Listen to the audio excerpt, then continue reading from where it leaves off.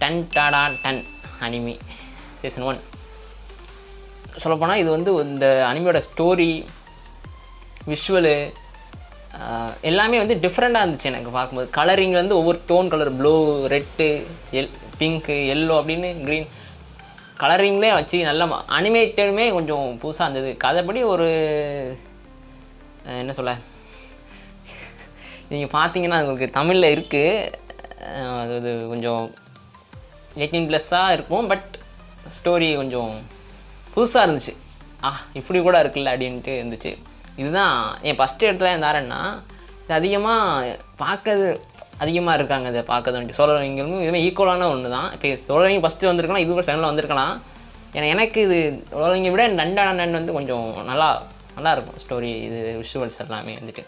அதனால் வந்து நண்டானன் ஆகும்போது இந்த 5 தான் நான் வச்சுருக்கேன். இதை தாண்டியுமே இருக்குது, நிறைய இருக்குது, நிறைய அனிமேஷன் இருக்குது. இன்னும் அடுத்தடுத்த இதோட பார்ட் 1 வச்சுப்போம்.